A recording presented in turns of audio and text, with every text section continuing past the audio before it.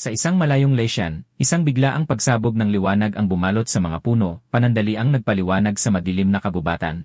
Habang nawawala ang liwanag, tumuon ito sa isang nahulog na troso kung saan dahan-dahang gumalaw ang isang maliit na patak. Ang maliit na slime na may isang mata ay gumalaw-galaw at kinakabahang tumingin sa paligid, sinusubukang alamin kung nasaan ito. Sa kanyang natatandaan, ang huli niyang alaala ay nakahiga siya sa kama kagabi, nag-scroll sa kanyang telepono at nagbabasa ng mga. Malamang ay nakatulog siya nang hindi namamalayan dahil ang sumunod niyang nalaman, namatay siya at napunta sa ibang mundo. Kakatwa, hindi niya gaanong ininda yon. Marami na siyang nabasang mga kwentong ganito kaya tila pamilyar na ang sitwasyon, halos inaasahan na niya. Ang mahalaga ngayon ay suriin ang kanyang paligid at alamin kung paano mananatiling buhay. Sinubukan niyang tumawag sa pag-asang may ibang tao sa malapit, ngunit nang maraming pulang mata ang sumilip mula sa kailaliman ng gubat, agad niyang napagdesisyonan na mas matalinong manahimik na lang. Gumagapang ang mga insekto sa lahat ng dako, at may makapal na singaw sa hangin, pero sa di malamang dahilan, tila komportable siya sa lugar. Bumalik siya sa sarili, napagtantong hindi ito ang oras para mag-relax. Kailangan niyang maintindihan kung ano ba talaga ang naging anyo niya matapos ma-reincarnate. Noon lumitaw ang isang notification window sa kanyang harapan na nagsasabing siya ay isang level 1 na slime mold. Tinagurian pa siya ng system bilang isang mahinang nilalang. Naging mabigat ang katotohanan iyon. Sa lahat ng bagay, naging slime mold pa siya. At ang mas malala pa, patuloy na bumababa ang kanyang health, at kung hindi siya kakain agad, mamamatay siyang muli. Ginalugad niya ng tingin ang lugar, iniisip kung ano ang maituturing na pagkain para sa isang tulad niya. Tapos naalala niyang nakita ang isang decomposer trait na nakalista sa system window. Nagbigay iyon sa kanya ng ideya. Ang mga slime mold ay mga decomposer, na nangangahulugang kaya nilang kumain ng kahoy. Inisip na iyon ang pinakamagandang gawin, ikinalat niya ang kanyang katawan sa trosong nasa ilalim niya. Sa sandaling nag-focus siya sa utos, automatikong bumalot ang kanyang katawan sa kahoy at sinimulang tunawin ito. Nagulat siya sa pakiramdam. Hindi masama ang lasa, parang basang biskwit.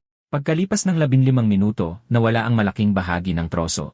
Dumighay siya ng may kasiyahan habang nag-level up siya at bumalik sa dati ang kanyang yi. Inabisuhan siya ng system na nakakuha siya ng isang skill enhancement point.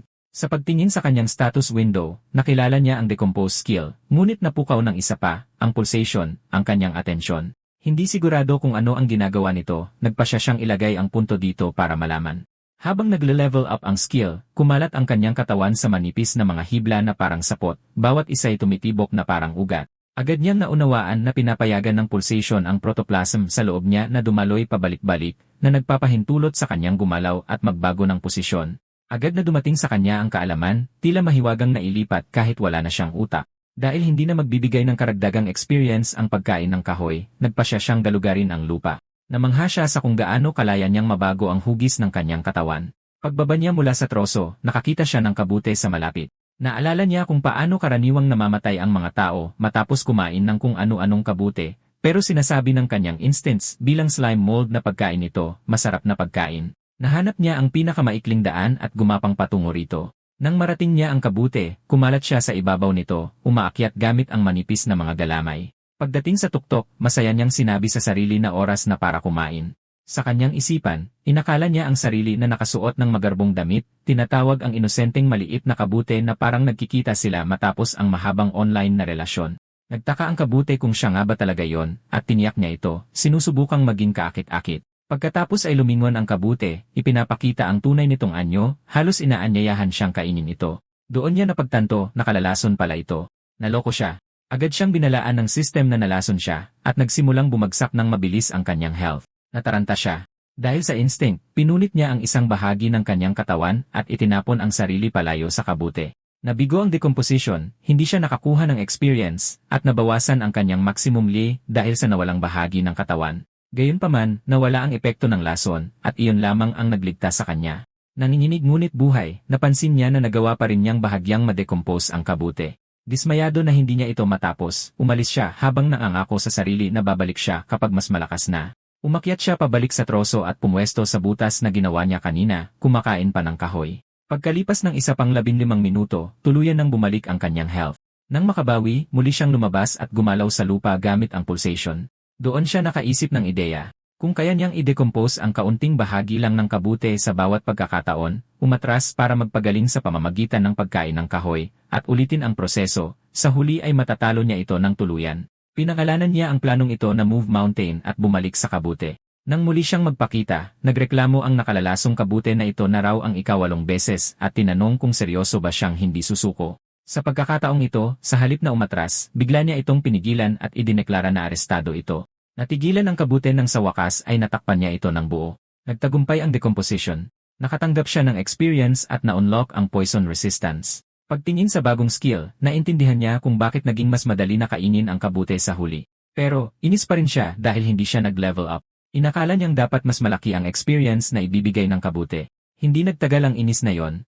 Puno ng mga kabute ang mahalumigmig na kapaligiran, at gutom na tiningnan niya ang kanyang mga susunod na target. Kinain niya ang maraming iba't ibang uri, nagle-level up habang nakakakuha ng mas maraming experience. Ang ilan ay ligtas tulad ng straw mushrooms, habang ang iba tulad ng monk's cap ay sobrang nakalalason, ngunit nagbibigay ng mas malakas na poison resistance. Masaya niyang tinunaw ang lahat, ginagawang sustansya ang bawat isa.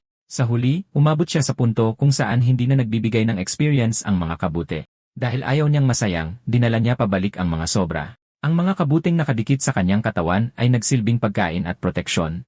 Naalala niya ang mga animal show noong bata pa siya kung saan ginagamit ng mga alimango ang sea anemones para takutin ang mga pugita. Gamit ang mga nakalalasong kabute sa parehong paraan, naisip niyang kaya niyang takutin ang mga predator na gustong kumain sa kanya. Ipinagmalaki niya ang kanyang sarili sa matalinong paglutas sa kanyang mga problema sa kaligtasan. Habang ini-enjoy niya ang kaisipang iyon, isang malakas na hangin ang humampa sa lugar. Pagtingala niya, may napansin siyang nakababahala, isang grupo ng mga putakte na lumilipad, may dalang mga piraso ng tila hilaw na karne. Habang nakatitig sa mga higanteng putakte, inisip ni Slimmy kung sapat na ba ang mga nakalalasong kabute sa kanyang katawan para takutin sila. Tahimik siyang umasa na hindi siya mapapansin ng mga ito. Bago pa may mangyari, isang mahabang dila ang biglang lumabas mula sa dilim, sinunggaban ang isa sa mga putakte sa ere. Isang berdeng palaka ang lumitaw at nilunok ang malaking insekto sa isang lagukan. Nanigas sa takot si Slimmy. Sapat na ang isang predator, pero ngayon may isa pang dumating. Agad na dinumog ng mga natitirang putakte ang palaka, atake ng atake. Mula sa gilid, pinanood ni Slimmy habang tinutusok at kinakagat nila ito. Kung isa-isa, mas mahina ang mga putakte kaysa sa palaka, pero bumabawi sila sa dami. Habang tumatagal ang laban, hindi maiwasan ni Slimmy na isipin kung malubha ba nilang masasaktan ang isa't isa. Kung mangyari iyon, baka pwede siyang sumingit at kunin ang mga tira. Sa lohikal na pag-iisip, ang pagdecompose ng mga bangkay ng halimaw ay dapat magbigay ng mas maraming experience kaysa sa kahoy o mga kabute. Nang pumasok ang ideyang iyon sa kanyang isipan, biglang ibinuka ng palaka ang bibig nito. Inactivate ang isang uri ng empowered tongue skill, humampas ito at nahuli ang lahat ng natitirang putakte ng sabay-sabay at nilunok sila ng buo. Natulala si Slimmy. Pagkatapos, lumala ang lahat. Isang malaking anino ang bumalot sa itaas. Bago pa makakilos si Slimmy, isang higanting ahas ang sumugod pababa sa palaka, nakabuka ang mga panga nito. Tumilamsik ang dugo sa lasyan habang nilalamon ang palaka. Noon lang napagtanto ni Slimmy ang nakakatakot na katotohanan. Ang ahas ay buntot pala ng isang dambuhalang ibon na nakatayo sa lasyan.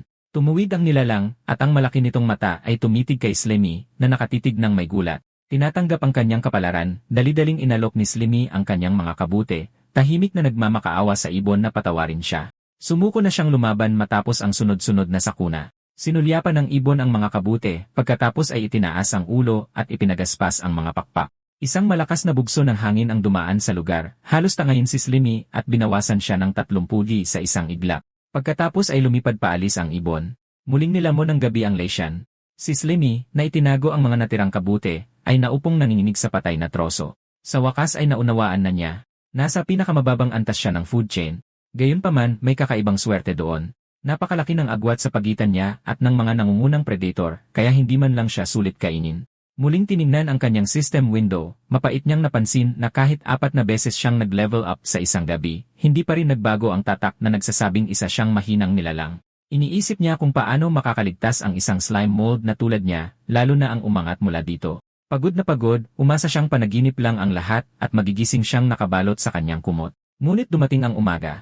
Bumuhos ang sikat ng araw sa lasyan. Isang berdeng slime ang biglang tumulo mula sa isang kabute sa itaas, tumalsik kay Slimmy na parang asido. Sa sandaling dumampi ito sa kanya, biglang bumaba ang kanyang yi. Namilipit siya sa sakit habang inanunsyo ng system na nakakuha siya ng bagong skill na tinatawag na burst. Pinapayagan ng skill na pilitin ang ectoplasm sa kanyang katawan na dumaloy sa iisang direksyon para lumikha ng tulak. Nalilito at nasasaktan pa rin, nahulog si Slimmy sa lupa at tumingin sa paligid, sinusubukang intindihin kung ano ang nangyari. Doon niya napansin ang suso na dahan-dahang gumagapang patungo sa kanyang mga kabute. Inactivate ng suso ang skill na tinatawag na acid liquor. Tinunaw ang mga kabute sa isang kumukulong lusaw at hinigop ang mga natira. Sinigawan ni Slimmy ang suso at sa wakas nakuha ang atensyon nito. Isang bagay na ang nakawin ang kanyang mga kabute, pero ang pagpatak ng asido sa kanyang mukha at halos tunawin siya ay sobra na. Tila walang pakialam ang suso. Patuloy itong kumain at umungol ng mahina at kaawa-awa. Sinabi ni Slimmy na hindi makakatulong ang pagiging biktima nito. Gayunpaman, habang nananatili ang suso sa malapit, umuungol, nag-alinlangan si Slimmy. Pareho silang low-level na mga halimaw na sinusubukang mabuhay sa isang malupit na mundo. Nang makita kung gaano ito kaawa-awa, inisip niya kung masyado ba siyang malupit. Bumuntong hininga siya at nagpa siyang palampasin na lang, sinasabi sa suso na hindi niya gagawing mahirap ang mga bagay. Marami namang kabute sa paligid. Gumawa ng masayang tunog ang suso at bumalik sa pagkain. Habang pinapanood ito, naalala ni Slimmy ang mga eksena sa mga kung saan nabubuo ang pagkakaibigan mula sa alitan. Nagsimula siyang mangarap na makipag-team up sa suso, lumakas ng magkasama, at palakihin ang kanilang tsansang mabuhay. Sa kanyang imahinasyon, maglalakbay sila sa mga pakikipagsapalaran na pinapatakbo ng pagkakaibigan, at sa huli ay tatalunin ang isang dakilang Demon King. Ang mga kasama, sa isip niya, ay mahalaga upang mabuhay at lumakas sa mundong ito. Dahil sa ideya, gumapang siya palapit at iminungkahing mag-team up sila dahil pareho silang low-level na mga halimaw. Nangako siyang babantayan nila ang isa't isa at sisiguraduhin laging may kabute na makakain ng suso. Masayang tumingin sa kanya ang suso, pagkatapos ay bigla itong sumugod at kinagat ang isang piraso ng katawan ni Slimmy. Naramdaman niya ang sakit habang bumababa ang kanyang napakasakit. Sa sandaling iyon, napagtanto ni Slimmy kung gaano siya naging walang muwang. Walang pakialam sa damdamin ang mga halimaw sa mundong ito. Simple lang ang kalikasan, kumain o kainin.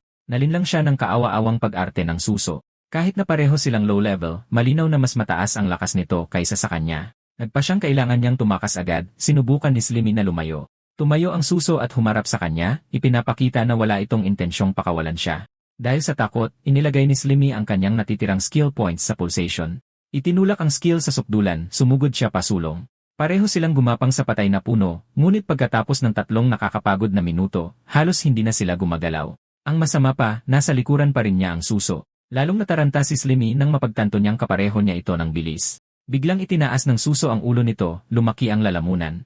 Sa isang marahas na kilos, ibinuga nito ang acid liquor sa buong katawan ni Slimmy. Bumagsak ang kanyang habang nahati ang kanyang katawan sa gitna. Sa isang sandali, inisip niya kung otomatikong nananatili ang kanyang kamalayan sa mas malaking kalahati. Walang oras para mag-isip. Nakadungaw ang suso sa kanya, nakabuka ang bibig at tumutulo ang asido, pagkatapos ay dumiretso sa kanyang katawan at nagsimulang kumain. Ang kalahati ni Slimmy na mayroon pa ring kamalayan ay halos hindi nakatakas. Ipinangako niya sa sarili na titiisin niya ang kahihiyang ito. Para sa isang slime mold, laging pwedeng ipagpaliban ang paghihiganti. Matapos ubusin ang natitirang bahagi ng katawan ni Slimmy, muling humarap sa kanya ang suso. Sa pagkakataong ito, nagawa ni Slimmy na makahawak sa isa sa mga kabute. Habang sumusugod muli ang suso, inactivate ni Slimmy ang burst at isinaksak ang nakalalasong kabute sa bibig nito. Agad na nagwala at umangal ang suso habang umepekto ang lason. Ilang sandali pa, bumagsak ito sa tabi ni Slimmy, patay na. Inabisuhan siya ng system na natalo niya ang suso at nakakuha ng sapat na puntos para mag-level up. Gumaan ang kanyang pakiramdam. Naintindihan na niya ngayon kung bakit laging tinutunaw ng suso ang mga kabute gamit ang asido bago kainin. Wala pala itong poison resistance. Gaano man kagulo ang nangyari, matagumpay niyang natalo ang unang halimaw na hinarap niya sa mundong ito. Habang sinusundot ang bangkay ng suso, inisip ni Slimmy kung anong mga gantimpala ang makukuha niya sa pagdecompose nito. Paggapang sa katawan, agad niyang napansin kung gaano kalagkit at kasuklam-suklam ang laman. Sinubukan niyang baliwalain ang pakiramdam, pinaalalahanan ang sarili na ang karne ay karne. Nagbiro pa siya sa sarili na ituring itong parang mamahaling French cuisine habang sinisimulan niya itong i-decompose. Sa sandaling ginawa niya yon, isang hindi matiis na lasa ang bumalot sa kanyang pandama. Napakasama ng lasa, maalat at maasim ng sabay na parang makapal na uhog. Isang system window ang lumitaw na nagsasabing itinigil ang decomposition at walang experience points na nakuha. Gayunpaman, hindi niya magawang itapon ito. Tutal, ito ay isang tagumpay na nakuha niya sa pamamagitan ng paglalagay ng kanyang buhay sa panganib. Pinaalalahanan ni Slimmy ang sarili na kung gusto niyang mabuhay, kailangan niyang lumakas agad, at nangangahulugan iyon na hindi siya pwedeng maging mapili sa pagkain. Tiniis niya ito, tila tinatakpan ng ilong kahit wala naman siyang ilong, at pinilit ang sarili na lunukin ang kasuklam-suklam na pagkain. Umalinggaw sa gubat ang basa at kahabag-habag na tunog ng pagduwal habang nangingisay at nag-glitch ang kanyang katawan na parang sirang masa ng slime. Nagpatuloy pa rin siya, isinubo ang karne ng suso kasama ang ilang kalapit na kabute. Nang sa wakas ay natapos siya, inanunsyo ng system na kumpleto na ang decomposition. Nakatanggap siya ng sapat na experience para mag-level up mula 6 hanggang 7 at nag-regenerate ang kanyang katawan. Sa kabila ng sinabi ng system, napakasama ng kanyang pakiramdam. Bumagsak siya at naging isang tunaw na lusaw sa tabi ng walang lamang pulang shell na mas masama pa ang pakiramdam kaysa bago siya kumain. Pagtingin sa kanyang status screen, napansin niyang mayroon siyang 1.4 na skill points. Ang kanyang mga skill ay Decomposition Level 6, Pulsation Level 3, Poison Resistance Level 3, at Burst Level 1. Inisip niya kung ano talaga ang ibig sabihin ng mga yon sa totoong buhay. Ang decomposition ay pagkain lang talaga. Ang pulsation ay parang pagtakas. Ang poison resistance ay nangangahulugang mabugbog at hindi mamatay. Ang burst pagtakas din mas mabilis lang. Tinatanggap ang kanyang sitwasyon, sinabi niya sa sarili na walang kwenta ang magreklamo para sa isang slime mold. Sa isip niya, inilarawan niya ang mga makapangyarihang predator sa gubat tulad ng mga higanteng hornet bilang malalaki at maskuladong halimaw. Dahil sa kababaan ng kanyang stats, alam niyang pagpapakamatay ang subukang galitin ang mga ito kahit pa mayroon siyang mga attack skill. Kaligtasan ang pinakamahalaga. Dahil dito, inilagay niyang muli ang kanyang mga puntos sa pulsation.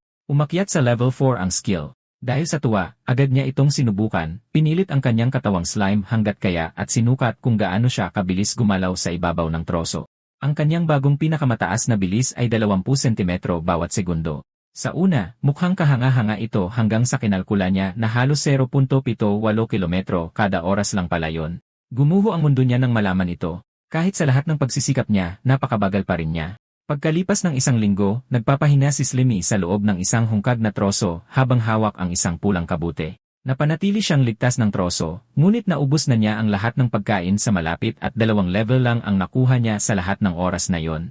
Malinaw na kailangan niya ng bagong base. Bago umalis, nagpasya siyang gumawa ng huling malaking paghahanap upang mapuno ang kanyang tiyan at inventaryo. Inactivate ang search, pinatag niya ang kanyang katawan na parang isang network ng mga ugat na kumakalat sa iba't ibang direksyon ng sabay-sabay. Lumawak ang abot nito kasabay ng kanyang li, at ang kanyang dilaw na slime ay kumalat sa sahig ng gubat na parang isang buhay na mapa.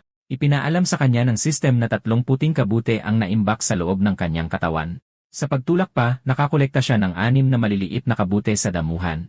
Sa kanyang pinahusay na kontrol sa katawan, maaari niyang itago ang mga item o i-decompose ang mga ito agad na ginawang mas mahusay ang pagkuha. Ipinakita niya ito sa pamamagitan ng pagkonsumo ng isang kumpol ng mga asul na kabute doon din. Nagpatuloy siya sa paghahanap at dinurog ang isang malaking asul na kabute. Kinumpirma ng system ang decomposition, binigyan siya ng karanasan at itinaas ang kanyang poison resistance sa level 4. Habang patuloy niyang pinalalawak ang kanyang search network, isa sa kanyang mga galamay ang tumama sa isang bagay na matigas at pula. Agad nagbabala ang system na hindi maaaring i-decompose ang target. Bago pa siya makakilos, isang matinding sakit ang dumaan sa kanya na nagbawas ng 9 na di. Agad siyang umatras, inis nang mapagtanto niyang nakasalubong na naman niya ang isang iyon. Nag-spray ang umatek ng burning corrosive liquid gamit ang acid liquor. Nadaplisan si Slimmy, nawala ng isa pang 7 li, ngunit gumaan ang kanyang loob na dahil sa pinabuting bilis ay naiwasan niya ang halos lahat ng atake. Isa na namang acid snail ito, ngunit mas mabilis ito ng kapansin-pansin. Nagtaka siya kung talaga bang maaaring mag-iba ng ganito kalaki ang lakas ng mga individual ng parehong species. Habang umiiwas, kumpiyansa siyang hindi na makakatama pa ang snail. Nabasag ang kumpiyansang iyon nang biglang magpakawala ang snail ng isang malupit na malapitang atake, tumilamsik sa kanyang katawan at nagdulot ng napakalaking 33 puntos ng pinsala. Huminto ang snail, tila iniisip na tapos na ang laban. Ang paghintong iyon ay eksakto kung ano ang kailangan ni Slimmy. Sinadya niyang saluhin ang atake para makalapit. Gamit ang burst, isinaksak niya ang isang lilang kabute na may lason diretsyo sa bibig ng snail. Sa isip niya, tinawanan niya kung gaano kadaling talunin ang mga halimaw kapag alam na ang kanilang kahinaan. Isinisisi ito sa malinaw na agwat ng talino sa pagitan nila. Agad na gumana ang plano. Nangisay ang acid snail habang kumakalat ang lason sa katawan nito. Kinain ni Slimmy ang natalong kalaban, muling tiniis ang nakakadiring lasa. Ginantimpalaan siya ng system sa pamamagitan ng pagtaas sa kanya mula level 9 hanggang 1-0. Pagkatapos noon, naupo siya roon bilang isang tunaw na bunton, sawing-sawi sa kinain, ngunit hindi niya ito may kakaila. Ang napakalaking karanasang nakuha mula sa karne ng halimaw ay sulit. Nang makabawi, iniwan niya ang pulang shell at nagpatuloy sa paggalaw sa madamong gubat. Habang naglalakbay, nakarinig siya ng kaluskos sa unahan sa matataas na damo. Sa pag-akalang isa lang itong mahinang snail, mayabang siyang sumigaw na lumabas kung sino man ang nagtatago. Ngunit ang lumabas ay nagpatigil sa kanya. Hindi ito snail, kundi isang malaking nakakatakot na alupihan na may mga paang parang talim. Nagdulot ng nakakatakot na anino ang nagtataas ang insekto, pinapakislot ang matatalas nitong asul na mga paa sa isang tuloy-tuloy na mapanganib na ritmo. Sa pagpanik, nagmadaling magtago si Slimmy sa likod ng isang bato, nanginginig habang napagtanto niyang nagkamali siya ng malaki. Sumugod ang alupihan. Sa desperasyon, sinubukan ni Slimmy ang kanyang karaniwang trick. Ipinakita niya ang isang makamandag na kabute at sumigaw na lumayo ang halimaw. Agad na nabigo ang pagtatangka. Hinati ng mga panga ng alupihan ang kabute bago pa man ito makain. Hindi makapaniwalang tiningnan ni Slimmy ang mga piraso na walang silbing nahulog sa lupa. Sumunod ang alupihan ng isang skill na tinatawag na Myriad Blade Strangle. Ipinulupot ang mahabang katawan nito sa kanya at pinisil siya. Ibinabaon nito ang ulo sa kanyang slime, sinusubukang kagatin at pagpirapirasuhin siya. Pagkatapos may nangyaring hindi inaasahan. Nahirapan ang alupihan. Kahit paano ito umatake, wala itong nagawang pinsala. Noon napagtanto ni Slimmy ang katotohanan. Ang kanyang likidong katawan ay immune sa mga talim at pagpisil. Sa isang iglap, nagpalit ng papel ang predator at ang biktima. Nilamon ni Slimmy ang nakulong na alupihan, masayang tinatanggap ang mga experience point habang kinakain ito. Dala ang momentum na yon, nagpatuloy siya sa pangangaso. Nakita niya ang isang malaking berdeng sa lagubang na nagpapahinga sa isang bato. Sinubukan niyang atakihin ang isang lumilipad na hornet, ngunit napatingin na lang siya habang lumilipad ito nang hindi maabot, inis na masyado pa siyang maliit. Nang mapansin niya ang ipis, napaatras siya sa sobrang pandidiri at nagpa siyang hayaan na lang ito dahil ayaw niya itong kainin. Pagkaraan ng ilang sandali, naglakbay si Slimmy sa gubat na masayang-masaya, humuhuni sa sarili habang may pulang kabute sa kanyang katawan. Binuksan ang kanyang status window, hinangaan niya ang kanyang pag-unlad. Isa na siyang level 13 na slime mold na may 157 yi.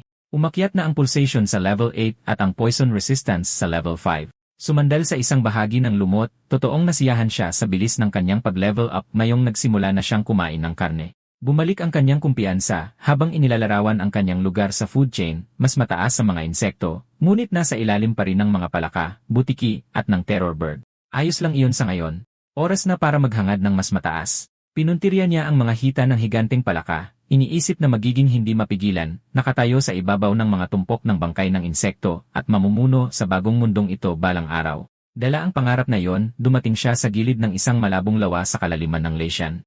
Pinag-aralan niya ang tubig, iniisip kung anong mahahalagang yaman ang maaaring nagtatago sa ilalim at kung ligtas niya itong magagalugad. Nagpasya na ang tanging paraan para malaman ay subukan, dahan-dahan niyang inilubog ang isang dilaw na galamay sa tubig. Agad at napakasakit ng reaksyon. Sa sandaling dumampi ang kanyang galamay sa tubig, naramdaman ni Slimmy na lumobo ang kanyang katawan na parang lobo. Biglang sumidhi ang takot habang tumataas ang presyon mula sa loob, na parabang ilang segundo na lang ay sasabog na siya.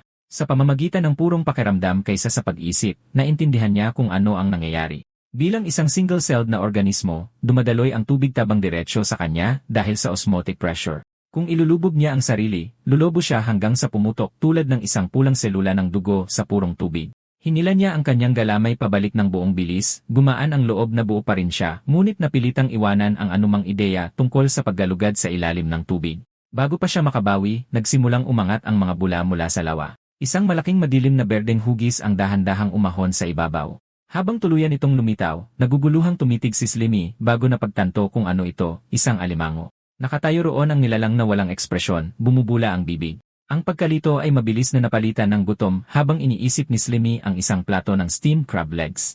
Pagkatapos ng walang tigil na pagkain ng mga insekto, sa wakas ay parang tunay na pagkain ito. Sinusubukang maging matalino, sumigaw siya mula sa pampang sa isang palakaibigang tono, nagkukunwaring gusto lang niyang makipagkaibigan.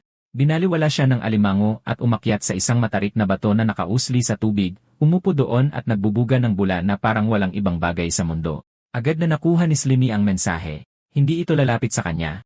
Hindi sulit na isugal ang kanyang buhay sa lawa. Sa halip, nagsimula siyang magplano na tunawin ang mga makamandag na kabute at itapon ang mga lason sa tubig para patayin ang alimango mula sa ligtas na distansya. Agad na namatay ang planong iyon. Inactivate ng higanteng swamp crab ang isang skill na tinatawag na bubble barrage, nagpaputok ng high pressure na daloy ng tubig diretsyo sa kanya. Tumama ang pagsabog kay Slimmy nang may nakakatakot na puwersa, tumilapon siya paatras at nabawasan ng 25 li. Nagulat siya na ang isang simpleng bagay tulad ng tubig ay maaaring makasakit ng ganoon kalala. Muling bumaril ang alimango. Nagmadali si Slimmy na umiwas, ngunit nakatanggap pa rin ng 1-0 pinsala habang halos hindi siya nakatakas. Dumulas siya sa likod ng isang makapal na ugat ng puno sa tamang oras, ginamit itong panangga laban sa paparating na bugso ng tubig. Nanginginig ang kanyang katawan nang mapagtanto niya ang katotohanan. Ang nilalang na ito ay nasa ibang antas kumpara sa mga insektong pinapatay niya. Ang pagtakas ngayon ay maglalagay lang ng mas malaking target sa kanya, kaya nanatili siyang nakatago at naghintay, umaasang mawawala ng interes ang alimango. Pagkatapos ay nakarinig siya ng malakas na tilamsik. Maingat na sumilip, nagtaka siya kung sumuko na ba ang alimango.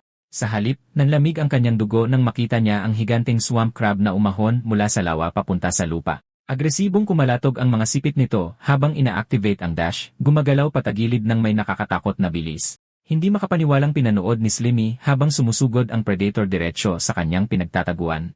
Nang mapagtanto na balak siyang kainin ng alimango, nagpanik siya at umakyat sa puno. Mahigpit na kumakapit sa balat ng puno, sumulyap siya pababa at nakaramdam ng panandaliang ginhawa. Kahit papaano dito sa taas, hindi siya tatamaan ng mga atake ng tubig. Agad na naglaho ang ginhawang iyon. Isang kumikitil na tunog ang umalingaw sa itaas. Tumingala si Slimmy at nakita ang isang malaking maputlang gagamba na may kumikinang na pulang mata na gumagapang pababa sa kanya. Hindi na bahala noong una, iwinagayway niya ang isang galamay ng walang pakialam, sinasabihan itong umalis dahil abala siya sa alimango. Sa kanyang kayabangan, binalaan pa niya ang gagamba na huwag maging bastos, ipinagmamalaki na marami na siyang nakain ng mga insekto na tulad nito. Hindi umatras ang gagamba. Sumitsit ito, lalong nag-apoy ang pulang mga mata, at biglang umatake gamit ang arachnid slash. Ang unahan nitong paa ay gumalaw na parang talim na humiwa sa katawan ni Slimmy sa napakabilis na paraan. Isang malaking tipak ng slime ang naputol na nagdulot ng 30 damage at kalmadong sinalo at kinain ito ng gagamba. Natulala si Slimmy. Akala niya ay immune siya sa mga atake ng talim. Isang status window ang lumitaw na nagsisiwalat ng katotohanan. Ang gagamba ay isang level 16 na nahalimaw na may swordsmanship level 8. Bago pa niya maproseso iyon, isa pang bugso ng high pressure na tubig ang tumama sa puno ilang pulgada lang mula sa kanya. Ang tilamsik pa lang ay nagdulot na ng isa pang 17 damage. Naipit sa pagitan ng gagambang may talim sa itaas at ng alimangong nagbubuga ng tubig sa ibaba, naramdaman ni Slimmy ang paglapit ng kawalan ng pag-asa. Nakatitig sa gagamba na humaharang sa kanyang pagtakas, sinumpa niya ang kanyang kapalaran habang namumuo ang mga luha sa kanyang isang mata. Wala na siyang kawala. Muli, sa ibaba, nagpakawala ang alimango ng isa pang bubble barrage diretsyo pataas ng puno. Umiwas si Slimmy sa huling sandali. Hindi siya tinamaan ng water beam at dumiretsyo ito sa mukha ng gagamba. Dahil sa impact, tuluyang nahulog ang gagamba mula sa puno. Bumagsak sa lupa ang gagamba na galit at agad gumanti, nagpakawala ng puting sapot sa alimango.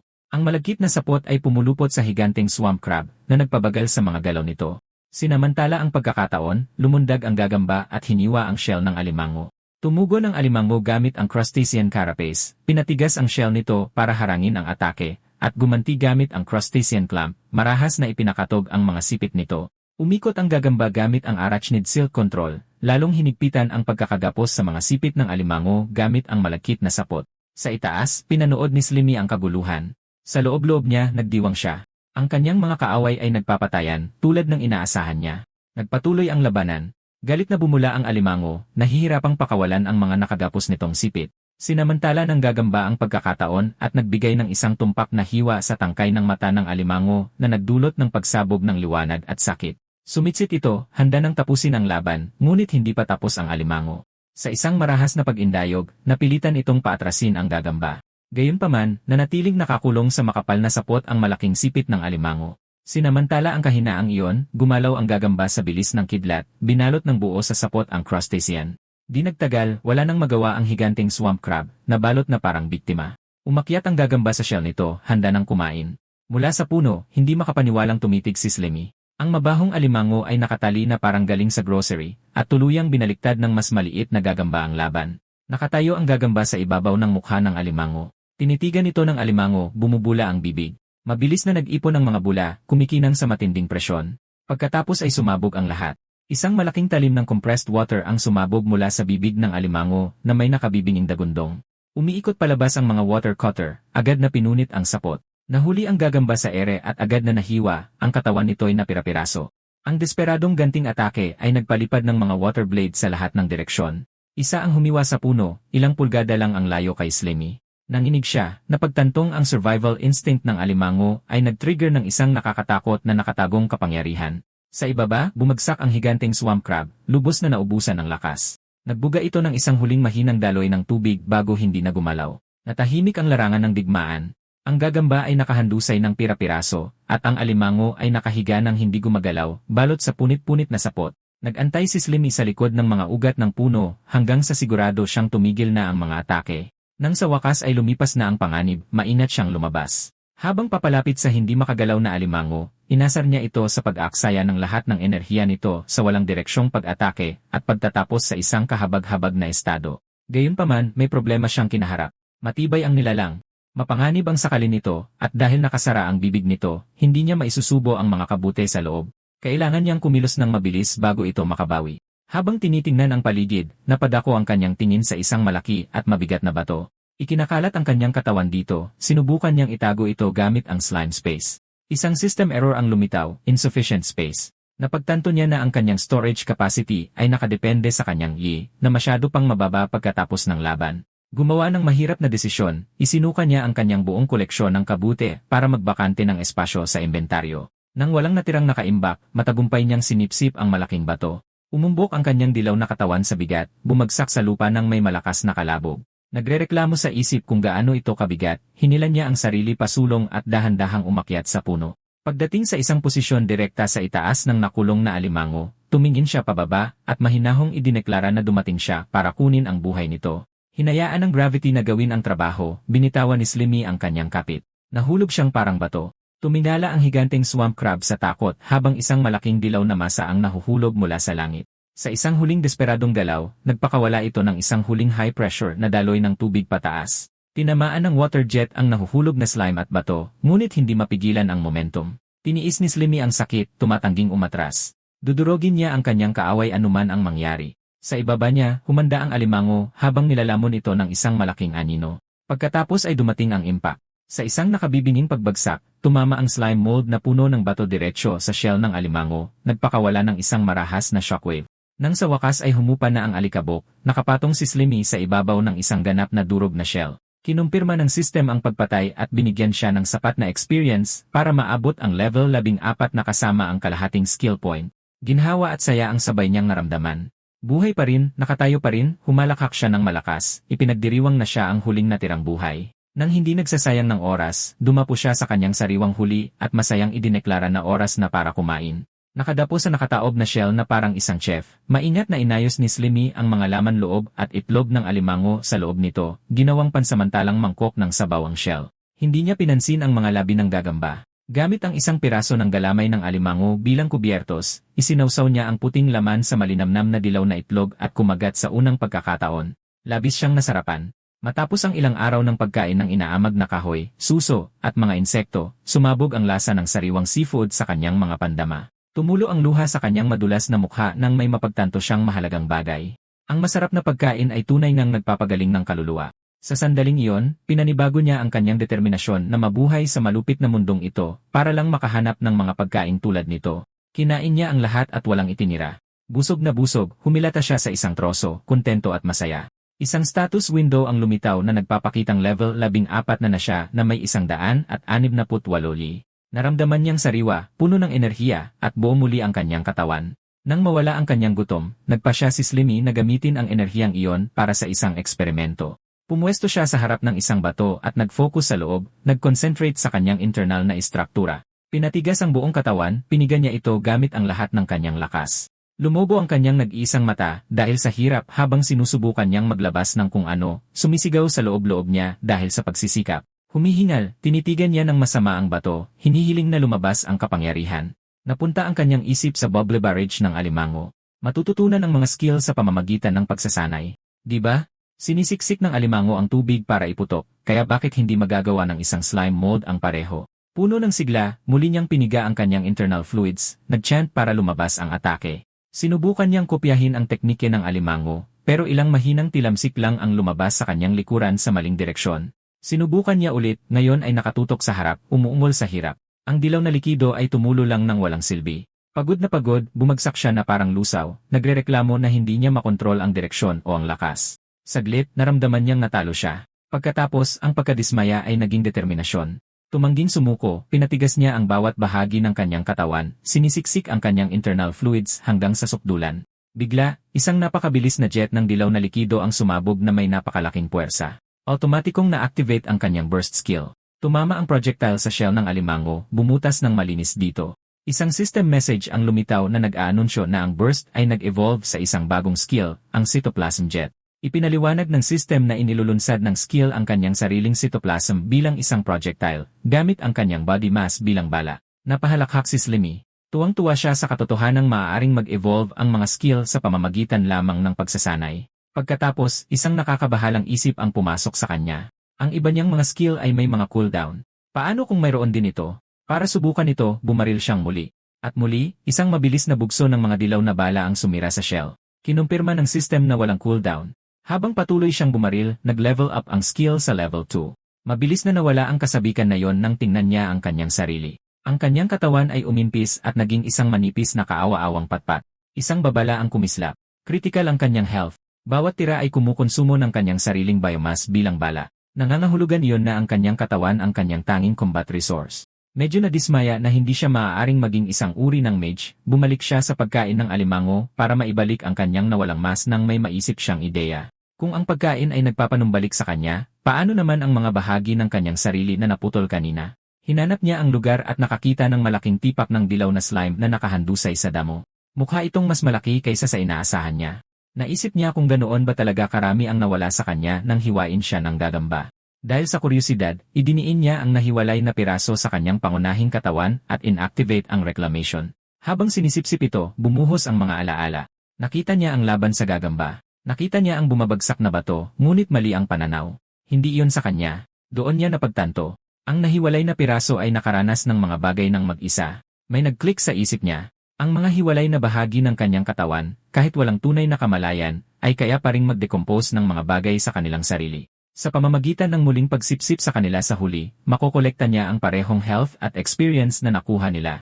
Natutuwa, masayang humuni si Slimmy, kumbinsido na nakadiskubre siya ng isang system exploit. Inisip niya na magpapadala siya ng mga piraso ng kanyang sarili sa lahat ng direksyon, na ginagawang marami ang isang bibig at pinapabilis ang kanyang pag-level up. Sinubukan niya agad ang ideya gamit ang division.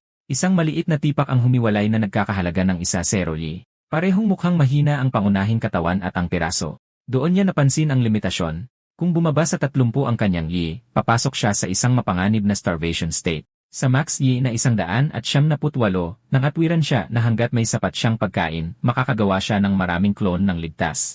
Umirap muli, pumilas siya ng mas malaking tipak na tumanggap ng 30 damage. Ang nahiwalay na dilaw na blob ay gumalaw-galaw at kumilos ng mag-isa. Gumana ito.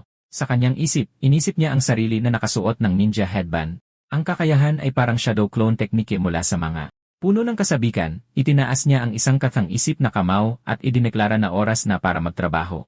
Inutusan niya ang isang clone na i-decompose ang isang patay na troso at pinapunta ang iba sa isang malapit na tumpok ng kabute. Ipinakita sa kanyang status screen ang isang level 14 na slime mold na may 178 ilya at mga skill kabilang ang decomposition, pulsation, poison resistance, at cytoplasm jet. Mukhang matatag ang plano.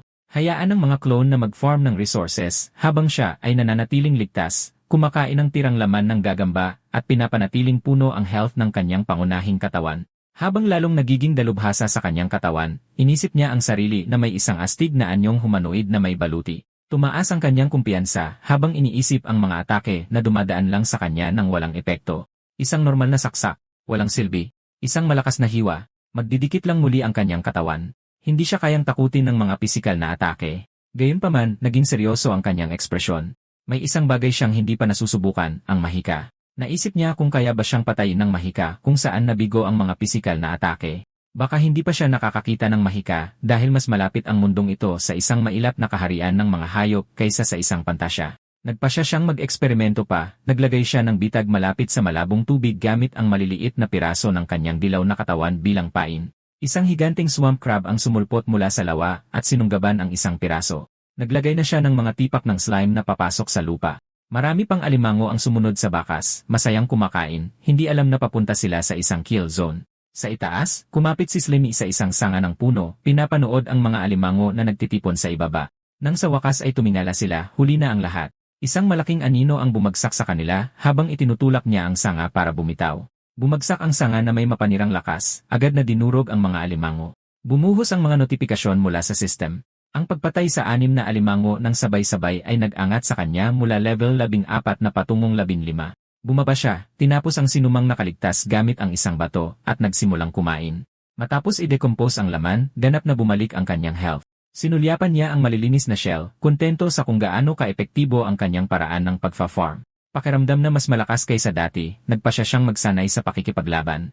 Inilagay ang isang shell ng alimango sa isang bato. Inisip niya ang sarili bilang isang astig na gunslinger na naghahanda ng isang galaw na buong pagmamalaki niyang pinangalan ng Plasmodial Barrage. Sa katotohanan, nagpakawala siya ng isang bagyo ng dilaw na slime bullets, binayo ang target ng may bilis at lakas.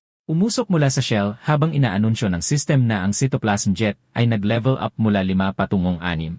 Gayunpaman, ang matinding pagsasanay ay nagsimulang magdulot ng pinsala. Ang slime mold ay naiwang umimpis at may lamat. Natuyo ang kanyang katawan at ang kanyang health ay nakabitin sa isang sinulid matapos gamitin ang sariling mass bilang bala. Para makaahon sa autophagy state, mabagal siyang kumain ng isang kabute, nararamdaman ang dahan-dahang pag-umbok muli ng kanyang anyo. Sa pagbabalik tanaw sa nakalipas na 2 araw, napansin niya na nagbunga ang walang tigil na pagsasanay. Kapansin-pansin na mas mahusay na ang lakas at katumpakan ng kanyang mga atake. Kinwenta niya sa kanyang isip at napagtanto na mga 30 cytoplasm jet shot lang ang kaya niyang iputok bago bumagsak ang kanyang health sa mapanganib na teritoryo. Nabagabag siya sa limitasyong iyon. Nagsimula siyang mag-isip kung paano gagawing mas nakamamatay ang bawat tira nang hindi nauubos ang mas marami sa kanyang sariling katawan. Habang dinadampot niya ang isang makamandag na kabute at pagkatapos ay isang malapit na bato, isang ideya ang pumasok sa isip niya. Kung makakapagdagdag siya ng mga sangkap sa kanyang bala, hindi na lamang aasa ang mga tira sa purong lakas. Ang pagbabalot ng isang makamandag na kabute sa loob ng isang slime projectile ay hahayaan siyang magdulot ng poison damage mula sa malayo. Ang pagbabalot naman sa isang bato ay malaki ang idadagdag sa pisikal na epekto. Walang pag-aalinlangan, sinubukan niya ito. Ang tirang may bato ay tumama sa target nito na may malakas na lagitik, agad na pinatunayan ang konsepto. Natutuwa sa sarili, mayabang niyang ipinasya na isa siyang henyo sa pag-imbento ng ganoong klaseng flexible na atake. Ang kanyang pagdiriwang ay naputol ng isang mahinang huni. Napansin niya ang isang kakaibang liwanag na nagmumula sa isang butas sa isang malapit na puno at naisip kung ito ba ay ibon lang o marahil mga alitaptap. Nanaig ang kuryosidad. Umakyat siya sa puno at sumilip diretsyo sa kumikinang na butas. Ang nakita niya ay halos ikahinto ng kanyang core. Isang spectral na kumikinang na asul na kuwago ang nakatitig pabalik sa kanya. Ang mahiwagang aura nito ay hindi maipagkakaila. Sumabog ang takot sa kanya habang ang kanyang pinakamatinding kinatatakutan ay naging totoo. Ito ay isang halimaw na gumagamit ng mahika. Dahil sa takot na tamaan ng spell, bumagsak siya mula sa puno at tumakas sa abot ng kanyang makakaya. Hindi siya hinabol ng kuwago. Nanatili lamang itong nakadapo, tahimik na pinapanood siyang tumakbo. Ang hindi niya alam ay hindi ito isang mailap na halimaw, kundi isang mahiwagang skill na tinatawag na symbiotic scrying. Sa malayo, itinaas ng isang babaeng tao ang kanyang kamay na parang teleskopyo. Ang kanyang kanang mata ay kumikinang na may parehong asul na liwanag tulad ng sa kuwago, ibinabahagi ang paningin nito. Nakasakay siya sa isang malaking armored boar kasama ang 2 pang adventurer. Nang tanungin siya ng isang lalaking may balbas kung may nahanap siya, ibinaba niya ang kanyang kamay at kaswal na sumagot na wala itong kwenta, isang kakaibang maliit na halimaw lang. Nagpatuloy ang grupo sa paglalakbay sa kabubatan. Isang pink-haired na scout ang nagkomento na kakaiba ang pakiramdam na walang nakakasalubong na high-level na halimaw. Sinabihan ng mandirigmang may balbas si Little Steel na manatiling alerto at manguna. Nag-aalala na ang kanilang magical link sa Guildmaster ay natahimik na. Samantala, ang slime mold ay nasa full panic mode. Kumbinsido na minarkahan siya ng kuwago, tumakas siya ng walang direksyon, alam na hindi dapat kalabanin ang mga gumagamit ng mahika. Nakarating siya sa isang ilog at nag-atubili, hindi sigurado kung paano tatawid. Pagkatapos ay naalala niya ang physics, mahalaga ang momentum. Inilunsad niya ang kanyang sarili sa hangin at sa kalagitnaan ng paglipad ay inactivate ang Plasmodial Barrage. Sa halip na umatake, bumaril siya paatras gamit ang mga tira bilang propulsion. Gumana ang plano, ngunit nagkakahalaga ito ng 8 puli. Lumipad siya na parang rocket patawid ng ilog, bumagsak ng malakas sa kabilang panig, pagod pero buhay. Sa paniniwalang nakatakas na siya, ninatngat niya ang patay na kahoy para makabawi. Kahit na nag-stabilize ang kanyang health, inamin niya sa sarili na kahit malakas siya para sa kanyang level, papatayin siya agad ng isang tunay na high-tier na kalaban. Pagkatapos ay nagbago ang hangin. Isang nakakatakot na pressure ang bumagsak sa kanya, balot sa isang madilim na nag-aalab na pulang aura. Natigilan siya, nararamdaman ang isang bagay na mas malala pa kaysa sa snake-tailed terror bird. Sa pag-akalang natagpuan siya ng magic owl, dahan-dahan siyang lumingon, para lang mapagtanto na hindi pala ang kuwago ang pinagmumula ng takot. Nakahandusay sa sahig ng kabubatan ang isang dambuhalang putol na kuko, puting kaliskis na may itim na kuko, napakalaki nito kaya nadurog ang mga puno sa ilalim. Hirap ang kanyang nag-iisang mata na iproseso ang nakikita, isang higanteng daliri. Ang takot ay agad na naging sakim na pananabik. Para sa kanya, ito ay isang maalamat na ginintuang daliri, ang uri ng cheat-like power-up na ibinubulong sa mga kwento. Kung masisipsip niya ito, sigurado siyang magbibigay ito ng napakalaking kapangyarihan, marahil kahit isang malaking ebolusyon. Tumatawa ng malakas sa kanyang swerte, ikinalat niya ang kanyang katawan sa mga kaliskis, at inactivate ang dissolution, ipinulupot ang mga galamay ng slime sa paligid ng bias. Halos kaagad, sakit ang pumunit sa kanya. Matinding nilabanan ng bagay ang pagtunaw. Isang system alert ang kumislap, nabigo ang decomposition. Masyadong mababa ang kanyang skill o sadyang napakalaki ng agwat ng level. Na-activate ang invulnerability ng bias, ang napakalakas nitong kapangyarihan ay tinataboy ang kanyang mga cell. Sa halip na makakuha ng experience, nagsimula siyang tumanggap ng sunod-sunod na pinsala. Napagtantong pinapatay niya ang sarili, inactivate niya ang autotomy at pinutol ang koneksyon. Isang tipak ng kanyang katawan ang napunit habang siya ay umurong. Muling tinitigan ang daliri, wala siyang naramdaman kundi pagsisisi, habang ang maliliit na +1 experience messages ay lumutang na parang nanunuya. Sinumpa niya ang sarili dahil sa hindi pag-upgrade ng decomposition ng mas maaga. Nariyan lang ang kayamanan ngunit hindi magamit. Hindi niya ito matunaw at masyadong maliit ang kanyang inventaryo para itago ito. Nang aatubili, nagpasya siyang iwanan ito, mag-grind ng mga level, i-max out ang kanyang skill, at bumalik sa ibang pagkakataon. Ang planong iyon ay agad na nawasak. Nagsimulang yumanig ng malakas ang lupa.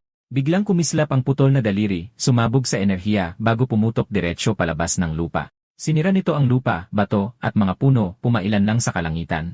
Sumabog palabas ang mga shockwave at debris. Nakita niya ang isang pagsabog na papalapit sa kanya, at halos hindi nakaligtas habang gumawa ito ng isang malaking hukay sa malapit. Nanginginig, gumapang siya sa ilalim ng ugat ng puno, nyanig hanggang sa kaibuturan. Biglang naramdaman na nakakatakot na napakalawak ng mundo. Habang lumalayo siya, lalo siyang lumiliit sa pakiramdam. Nawala ang kanyang kayabangan, napalitan ng pag-ingat. Pinili niyang bumalik sa mga pangunahing gawain, nagtatago, nagde-decompose ng patay na kahoy, at lumalakas ng ligtas. Sa ilalim ng lupa, sa wakas ay huminto ang putol na daliri. Sa dilim, nanatili itong tahimik, pagkatapos ay sumabog na may nakakatakot na pula at itim na aura, na nagpapakitang higit pa ito sa isang patay na bias. Sinusuri ang kanyang mental map, kinumpirma ng slime mold na ang ginintuang daliri ay nasa malayong hilagang silangan at ang magic owl ay nasa malayong timog kanluran. Ligtas siya sa pagitan nila sa gitna ng makapal na kabubatan. Pumili siya ng isang makapal na puno at nagpa siyang magtayo ng isang pansamantalang base. Gamit ang dissolution, natunaw siya papasok sa puno, nagpaplanong gumawa ng makitid na pasukan para harangan ang malalaking halimaw habang niluluwagan ang loob. Habang iniisip ang sarili na may suot na hard hat, masigasig siyang naghukay sa bawat patong. Para sa ilaw, nagtanim siya ng isang kumikinang nakabute na naglalabas ng bahagyang lason kasama ng asul na kislap nito. Pagod ngunit kontento, bumagsak siya sa isang higaan ng lumot na kanyang tinipon. May isang mesang bato sa malapit, ang pasukan ay barado ng mga lason na kabute, isang pain na lagusan sa ilalim, at isang nakatagong daanan patungo sa kanyang tunay na silid. Ito ay matalino, ligtas, at sa kanya. Sa wakas ay nakapag-relax, humiga siya, ninunguya ang isang maliit na sanga na parang tabako, ninanamnam ang pakiramdam ng seguridad. Pagkatapos, isang malakas at ritmikong ugong ang yumanig sa kahoy. Nainis, inilabas niya ang kanyang ulo at sinigawan ang ingay para lamang makita ang isang malaking kuyog ng mga putakti na pumupuno sa himpapawid. Sa halip na takot, nanliit ang kanyang mata sa pagkalkula. Isang ideya ang nabuo. Nagpakawala siya ng cytoplasm jet at pinabagsak ang isang putakti mula sa ere. Pagkatapos ay hayagan siyang umupo sa kanyang pasukan na inaasar ang kuyog. Nagalit, sumugod sila sa kanya, nakatutok ang mga panaksak. Agad siyang umatras sa makitid na lagusan na naging sanhi ng pagmintis o pagkaipit ng mga putakti. Sa loob, napabuntong hininga siya sa ginhawa habang ipinapaalam sa kanya ng sistema ang walang hirap na pagkuha ng experience. Ang kanyang malagkit na katawan ay gumana na parang fly pepper. Sinadyang patakasin ang dalawang putakti, sinundan niya sila pabalik sa isang malaking pugad sa itaas ng mga puno. Mula sa isang sanga, pinag-aralan niya ito, pinaplano na ang pagwasak dito. Nang magpakita siya, naglabas ng pheromones ang mga bantay at napuno ng ugong ang himpapawid. Libo-libo ang lumabas. Kumpiyansa na walang silbi ang mga tibo, tinanggap niya ang karanasan hanggang sa bumuo ang mga putakti ng isang masikip na nanginginig na bola sa paligid niya. Biglang uminit, sumigaw ang babala ng sistema habang nagsimulang mamatay ang kanyang mga selula. Nasindak, napagtanto niyang niluluto siya ng buhay. Nataranta, pinakawalan niya ang plasmodial barrage, winasak ang pormasyon. Pagkatapos ay lumitaw ang mga bagong kaaway, mga armored na bantay na putakti na may mga kalasag na beeswax na humaharang sa kanyang mga tira. Ang mas malala pa, nakita niya ang isang insektong may puting balahibo na may hawak na tungkod. Isang kumikinang na magic circle ang nabuo sa itaas. Isang wasp mage. Malinaw ang herarkiya, at ang kanyang pinakamalaking takot, ang mahika, ay nasa harap niya mismo. Habang sumusugod ang mga bantay, walang tigil siyang bumaril, ikinakapit ang sarili sa sanga, at tinutunaw ang kahoy para mag-regenerate ng health sa gitna ng laban. Nang bumangga sa kanya ang mga bantay, kinutya niya sila habang ang kanyang katawan ay kinukulong at tinutunaw sila ng buhay. Dahil puno na ang kanyang imbakan, nag-improvise siya, ginawang isang reinforced projectile ang sibat ng putakti. Binasag ng pinahusay na tira ang isang kalasag at tinusok ang target nito. Nang makitang wasak na ang mga depensa nito, nag-utos ng pag-atras ang Wasp Mage. Tumakas ang kuyob. Nanatili siya sa sanga na pinapanood silang umalis, nanunuya habang napagpasyahan niyang tumakbo sila dahil sa wakas ay naintindihan nila kung gaano siya kapanganib. Isang makapal na gintong substance ang nagsimulang mag-ipon, umiikot at lumiliko hanggang sa makabuo ito ng isang makinis na kumikinang na globo. Isang malagkit na nilalang ang natigilan sa malapit, nakatitig dito na parabang ito lamang ang bagay sa mundo. Isang kaisipan ang paulit-ulit sa isip nito, iyon ay pulot-pukyutan, at kailangan kong tikman yon. Ngunit hindi walang proteksyon ang pulot. Isang malaki at marangal na B-Mage ang lumitaw, may hawak na tungkod. Sa isang mabilis na pagwagayway ng wand nito, nangalap ito ng mana at bumuo ng isang maliit na bola ng apoy. Mga pangunahing bagay, isang spell ng baguhan na tinatawag na Spark Ember. Inilunsad ang bolang apoy at dumiretso sa Slimmy, sumabog sa pagtama. Napaatras ang Slimmy. Ang tama ay malupit at talagang hindi inaasahan. Hindi bumagal ang B-Mage. Habang nakalutang sa lugar, nagpakawala ito ng 2 pang embers ng sunod-sunod. Malinis na sumingit ang mga apoy sa mga puno at muling tumama sa Slimmy. Nagsimula ang pagkatataranta. Ang fire magic ang pinakamasamang kalaban ng Slimmy, at ang pulot na bumabalot sa katawan nito ay lalo lang nagpapalala ng mga bagay. Kahit na nagsisimula na ang mabagal nitong paggaling, alam nito ang katotohanan. Imposible ang laban na ito. Lumingon ito para tumakas, ngunit huli na ang lahat. Isa pang bolang apoy ang tumama, pinuputol ang anumang pagkakataon na makatakas. Dahil desperado, gumanti ng putok ang Slimmy, naglunsad ng isang piraso ng sarili nitong katawan sa isang galaw na tinatawag na plasmodial barrage. Ang atake ay mabilis at magulo, ngunit hindi ito umabot sa target nito. 2 mas maliliit na sundalong bubuyog ang biglang lumitaw sa tabi ng mage, at sabay silang nagcast ng Twin Beeswax Barrier. Isang kumikinang nakalasag na hugis hex ang lumitaw sa lugar. Walang silbing tumalsik ang atake ng Slimmy sa harang. Nakatitig ito ng tulala. Nakakasakit na mahika, mga pansanggalang na buff. Siyempre, mayroon sila pareho. Lubos na hindi patas. Doon na umulan pa ng apoy mula sa itaas. Nagbago ng taktika ang B-Mage at nagcast ng Swarm Summon. Mula sa pugad, isang alon ng maliliit na kumikinang nabubuyog ang lumabas. Hindi sila nag-atubili. Bawat isa ay sumugod diretsyo sa Slimmy at sumabog. Nyanig ang kagubatan habang sunod-sunod na pagsabog ang yumanig sa lugar, walang awang binubugbog ang nilalang. Halos hindi na mabuo ang sarili, napadpad ang Slimmy sa isang mataas na sanga ng puno. Nanginginig ang katawan nito, halos hindi na makakapit. Mula sa malayo, tahimik na nanonood ang B-Mage. Para sa huling galaw, lumutang papalapit ang Mage at idiniin ang wand nito sa sanga. Sa isang malinis na galaw ng paglalagari, pinutol nito ang kahoy. Lumagitik at nabali ang sanga. Diretsong nahulog ang Slimmy patungo sa parehong lawa ng gintong pulot na gustong-gusto nito. Habang bumabagsak ito, nangangalap ng kapangyarihan ang B-Mage, nakatayo sa ibabaw ng pulot habang ang enerhiya ay lumalaki, at nagiging isang dambuhalang bolang apoy, mas malaki kaysa sa alinman noon. Natahimik ang buong kuyog habang nanonood.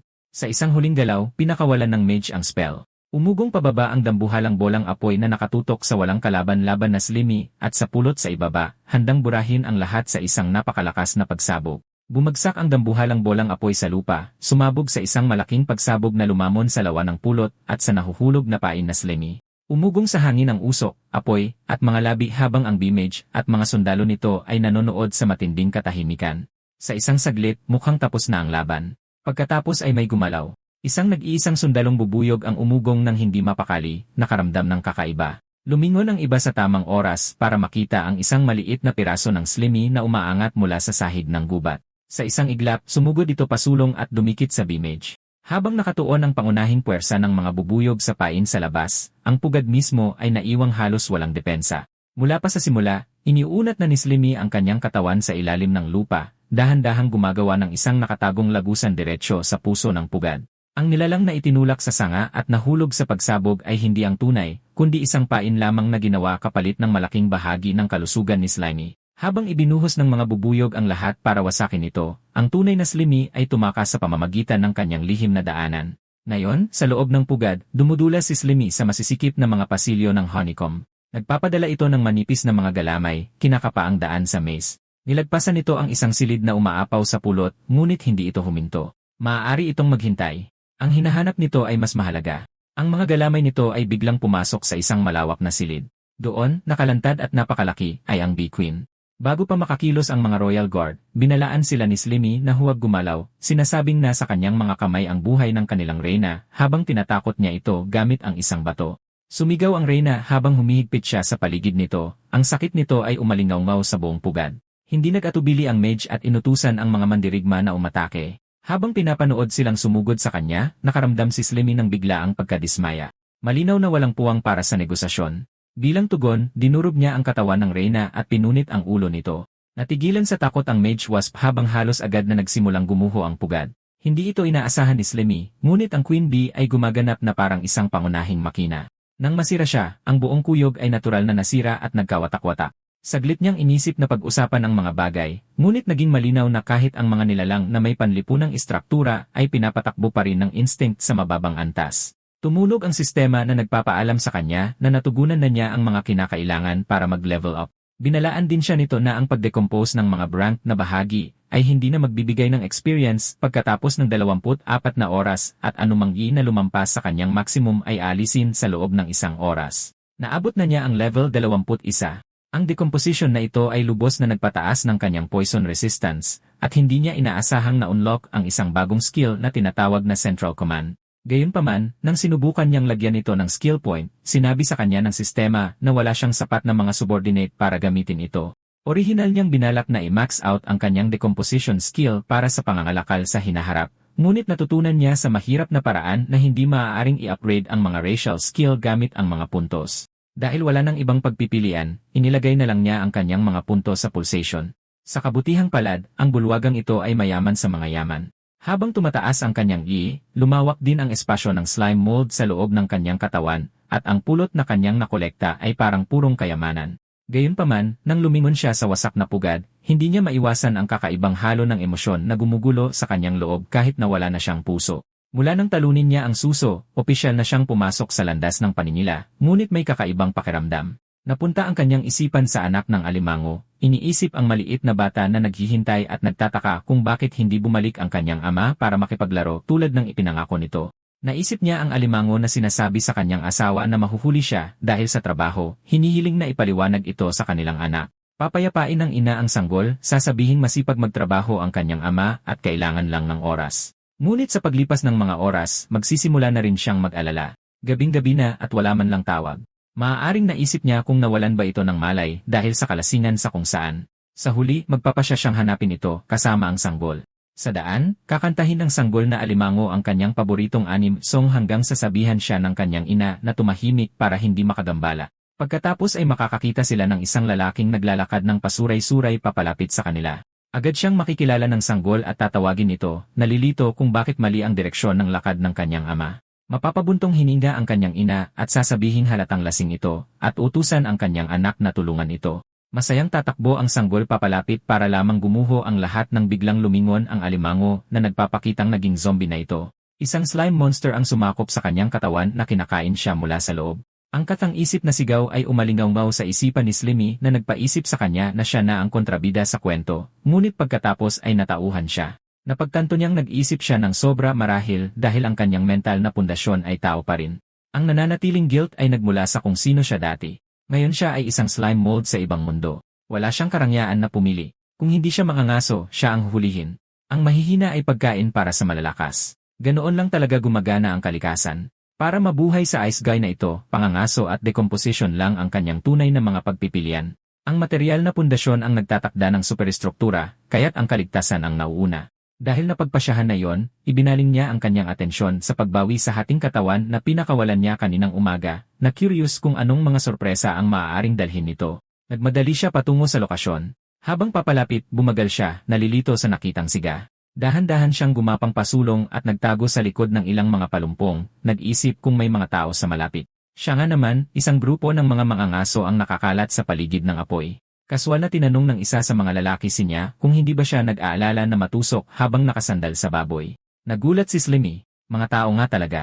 Sumagot niya na malambot ang balahibo ng steelback kapag ito ay nakarelax, pinasalamatan ito sa kanyang pagsisikap at sinabing asahan nila ito muli bukas. Ipinaliwanag ni Carter na orihinal nilang hinahanap ang kanilang guildmaster, ngunit sa paanuman ay sila mismo ang naligaw. Bilang kapitan, sinisi niya ang kanyang sarili at humingi ng paumanhin sa koponan. Ipinunto ni Cole na naputol ang magic communication. Walang mga palatandaan ng mataas na antas ng mga magical beast, at kahit ang gubat mismo ay parang isang maze. Sa dami ng mga kakaibang bagay na nangyayari ng sabay-sabay, walang sinuman ang makakahula nito. Sinabi niya kay Carter na huwag sisihin ang sarili. Kahit na hindi nila natagpuan ang Guildmaster, walang dapat ikabahala. Sa huli, kabilang siya sa 3 pinakamalakas na leader ng 8 dakilang guild. Kapag nahanap na nila ang daan pabalik, maaari na lang nilang iulat ang lahat sa simbahan. Sumang-ayon si Carter na hindi matatawaran ang lakas ng Guildmaster, ngunit ipinaalala sa kanila na 2 taon na itong nawawala. Kumalat ang mga chismis na pinaghihinalaan siya ng simbahan, lalo na't nawala siya pagkatapos tanggapin ang isang misyon na personal na itinalaga ng Papa. 10 taon na ang nakalipas, itinatag ni Guildmaster Goon ang 100 Style Guild. Hindi tulad ng ibang mga guild na may mahigpit na mga kinakailangan, tinanggap ng kanyang guild ang sinuman-anuman ang lahi, propesyon, o antas hanggat sinusunod nila ang mga prinsipyo nito. Walang panlilinlang, walang pang-aabuso, walang kasamaan. Bawat gantimpala na nakuha ni Goon mula sa pagsupil sa mga halimaw ay pantay na ipinamamahagi, na tumutulong sa lahat ng miyembro na umunlad. Dahil doon, naging sikat ang 100 Style Guild sa pagiging mapagbigay at pagkakaisa, mabilis na naging isa sa 8 dakilang guild. Ngunit ang mabilis na pag-unlad na iyon ay nagdulot din ng hinala mula sa simbahan. 2 taon na ang nakalipas, umalis si Goon patungo sa Swamp Forest para sa isang misyon at hindi na bumalik. Nang walang proteksyon niya, ang mga miyembro ay inagaw o umalis, at ang dating maluwalhating guild ay bumagsak sa isang marupok na estado. Nakita ni Goon ang potensyal kay Carter, kaya binuo ni Carter ang squad na ito para maghanap ng balita tungkol sa kanya. Sa huli, tanging sina niya at Cole lamang ang sumagot sa kanyang tawag, at tunay siyang nagpapasalamat sa kanila. Sinabi niya na huwag siyang mag-alala, sinasabing kung wala si Goon at ang 100 Style Guild, ang isang taong may espesyal na propesyon tulad niya ay maaaring hindi naging isang adventurer. Tumawa si Cole at sinabing sa kanyang kakayahang kontrolin ang mga intermediate magical beast, maraming guild ang mag-aagawan para i-recruit siya. Kahit na may nangyari kay Goon, hindi niya kailangang mag-alala sa paghahanap ng bagong lugar na mapupuntahan. Sinigawan siya niya na isara ang bibig at matulog na, habang mabilis na sinabi ni Cole sa kanya na magpanggap na lang na wala siyang sinabi. Habang tumatahimik ang grupo, sinubukan ni Slimmy na makinig, ngunit mula sa kanyang pinagtataguan, lahat ay mahina at hindi malinaw. Ang pangangalap ng impormasyon mula sa mga tao ay tila mahalaga kung gusto niyang maunawaan ng maayos ang mundong ito, kaya nagpasya siyang sumugal. Inunat niya ang isang manipis na bahagi ng kanyang katawan na ginamit na parang antena, dahan-dahang ipinadala ito patungo sa mga ngaso para makinig. Halos wala siyang oras para iproseso ang nangyayari nang biglang may naramdamang mali si Cole at agad na sinaksak ang nakaunat na slime gamit ang isang ice spike. Agad na binalaan ng sistema si Slimmy na ang Frost ay napakabisa laban sa kanya na binabawasan ang kanyang bilis ng 70%. Tinamaan siya ng matinding takot. Kalmadong sinabi ni Cole sa iba na huwag mag-alala, sinabing naayos na niya ito, ngunit alerto na ngayon ang natitirang bahagi ng grupo, sinusuri ang lugar. Di nagtagal ay nakita nila ang slime na nakatusok sa ice spike. Lumapit ang steelback boar, inamoy ito, at pagkatapos ay kaswal na kinagat ang slime mula sa yelo. Bago pa makakilos si Slimmy, sinimulan siyang higupin ng baboy na parang pansit, hinihila siya patungo sa bibig nito. Sigurado si Slimmy na ito na ang instant game over hanggang sa sumigaw si niya na huminto ang steelback. Sinabi niya na hindi sila dapat basta-basta pumapatay ng mga bagay. Isa lamang itong maliit na dumaan na halimaw at malinaw na hindi banta, kaya walang dahilan para kainin ito. Nag-atubili, iniluwa ng steelback ang Slimmy, at lumapag ito mismo sa kamay niya. Habang hawak siya, bahagya siyang kumunot ng noo, sinabing pamilyar ang pakiramdam niya dito, na parabang nakita na niya ito dati. Kalahating curious, kalahating seryoso, tinanong niya kung gusto nitong gumawa ng isang monster contract sa kanya. Para kay Slimmy, mukha siyang literal na anghel. Ang ideya na sa wakas ay maranasan ang mga klasikong ice guy na ugnayan ay nagpao sa kanya agad sa kanyang puso. Bago pa may mangyari, sumingit si Carter at sinabihan siyang tigilan na ang kalokohan. Kailangan pa nilang hanapin ang daan palabas ng gubat bukas, at ngayon ay hindi oras para mangolekta ng mga halimaw. Idinagdag niya na walang kwenta ang pag-aaksaya ng mana sa isang mababang antas na slime. Ang komentong iyon ay mas masakit pa para kay Slimmy kaysa sa ice spike. Nagkibit balikat si niya at hinayaan siyang umalis. Nang lumapag si Slimmy sa lupa, may napagtanto siyang mahalagang bagay. Hindi nila siya naririnig magsalita. Dahil sa napagtantong iyon ay nagkaroon siya ng ideya. Dahan-dahan, inunat niyang muli ang kanyang katawan, maingat na hinuhubog ang sarili sa harap nila. Napatingin ang mga mangangaso habang binubuo ni Slimmy ang salitang hello gamit ang kanyang slime na katawan, lubos na umaasa na magugulat sila sa kanyang talino. Sa halip, bahagya silang nandidiri at inakalang dumudumi lang siya. Doon niya napagtanto, hindi sila nagsasalita ng Chinese. Agad siyang pinanghinaan ng loob dahil doon. Anumang pagtatangka na makipag-usap ay malamang na maging dahilan lang para ituring siyang kakaibang halimaw at patayin agad. Dahil napagdesisyunang mas ligtas na sumuko, umatras si Slimmy. Kahit papaano, alam na niya ngayong may mga tao sa mundong ito. Sa kasamaang palad, mayroon ding tunay na hadlang sa wika sa pagitan nila. Sa ilalim ng liwanag ng buwan, tumalbog ang slime mold sa ibabaw ng tubig, mabilis na lumayo sa mga taong nakasalubong niya. Nang makalapag siya ng ligtas sa damuhan, binawi niya ang mahikang sinulid na kanyang pinanghahawakan. Ang mahikang pagmamatsyag pa rin ang kanyang pinakamalaking kahinaan, at ang huling bagay na gusto niya ay makasalubong muli ang spectral owl na iyon. Para libangin ang sarili, nagpasya siyang subukan ang isang bagong skill na nakuha niya noong laban sa mga putakti. Nang i-activate niya ang Nucleus Command, isang digital grid ang kumalat sa paligid niya, sinusuri ang lugar. Agad na tumalas ang kanyang mga pandama na naging parang isang buhay na radar.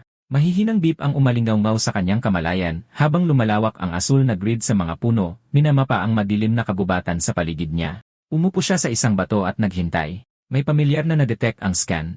Naramdaman niya ito kaagad, isa sa kanyang mga split bodies. Doon niya naintindihan. Hindi lang kapaligiran ang sinusuri ng Nucleus Command.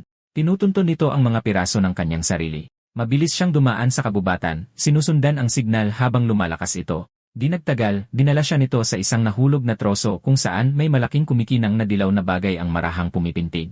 Natigilan siya sa gulat. Kusang lumaki ng husto ang kanyang clone.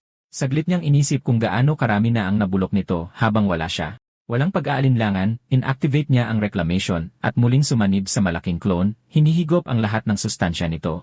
Agad na inanunsyo ng system ang malaking dagdag sa experience at yi. Puno ng lakas, lumundag siya palayo para habulin ang susunod na signal at ipagpatuloy ang kanyang pag-aani.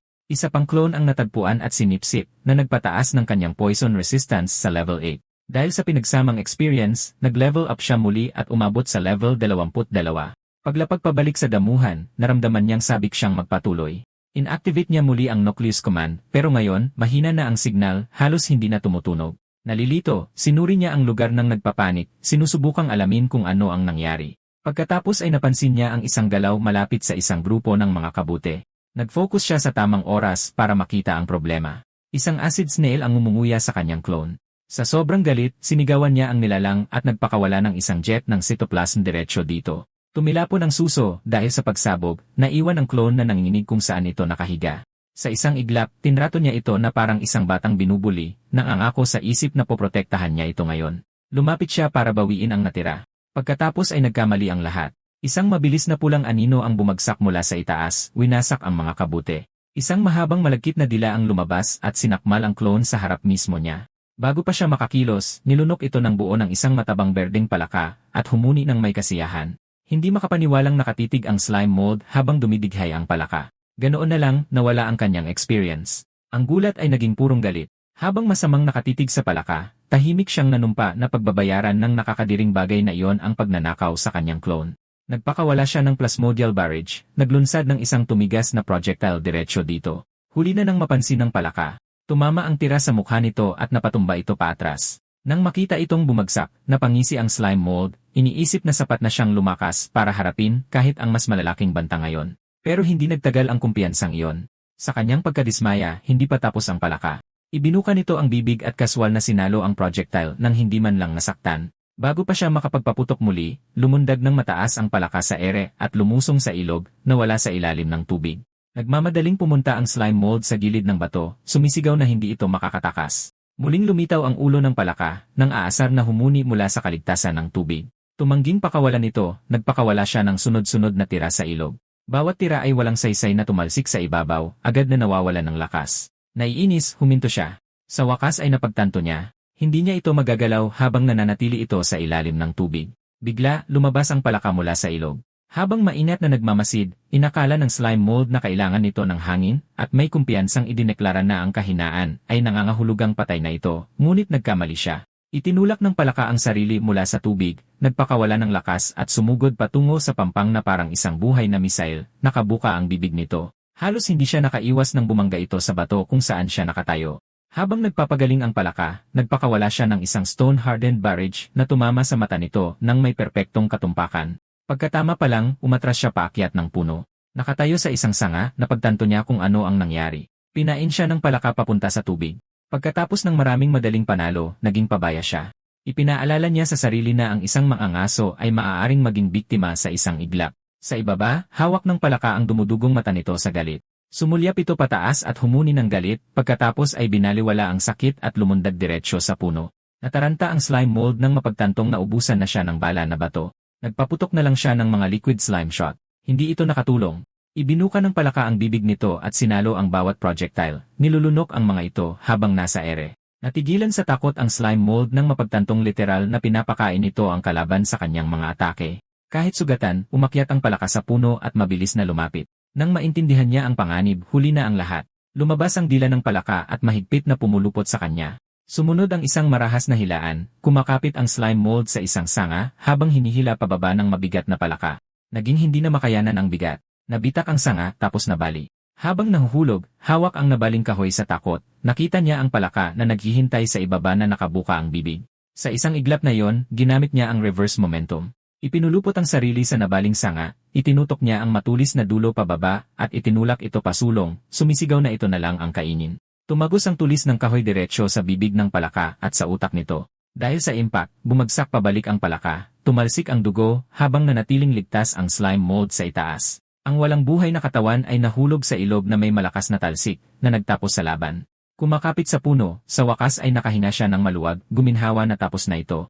Sa ibaba, lumubog ang bangkay ng palaka sa madilim na tubig, kumalat ang dugo bago mawala sa kalaliman.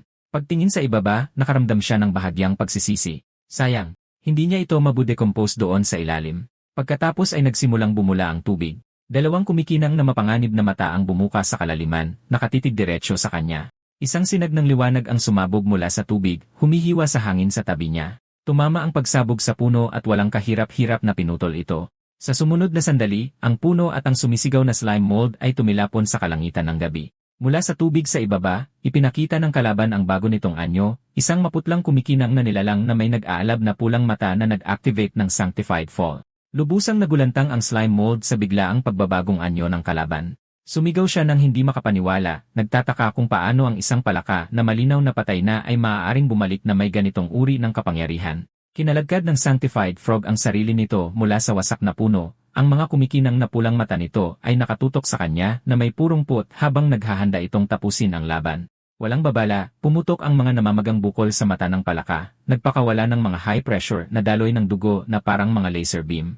Halos hindi nakaiwas sa tamang oras ang slime mold.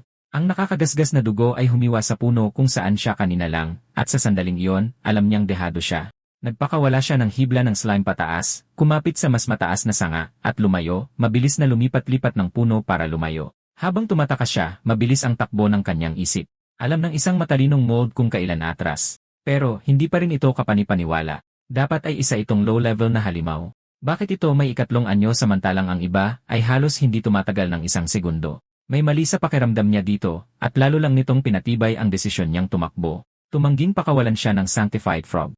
Umungol ito at hinabol siya, gumagalaw ng may di pangkaraniwang bilis. Gamit ang dila nito na parang grappling hook, lumambitin ito sa hangin, halos perpektong tinutumbasan ang mga galaw ng slime mold at mabilis na lumalapit. Inilabas ng palaka ang sanguine lash. Isang latigo ng tumigas na dugo ang humiwa sa hangin at malinis na pumutol sa isa sa mga galamay ng slime mold na nagdulot ng 100 at 99 damage. Nawalan siya ng kapit at nahulog habang sumisigaw ang isang system alert na may dayuhang substance na pumasok sa kanyang katawan. Napagtanto niya na ang dugo ng palaka ay sobrang nakakalason na kahit ang kanyang level 8 na poison resistance ay hindi ito kayang harangin. Hindi tumigil ang palaka. Sumisid pababa, inactivate nito ang Tongilash. Ang mahabang pulang dugo nitong dila ay bumanat na parang salapang, mahigpit na pumulupot sa slime mold at hinila siya pababa.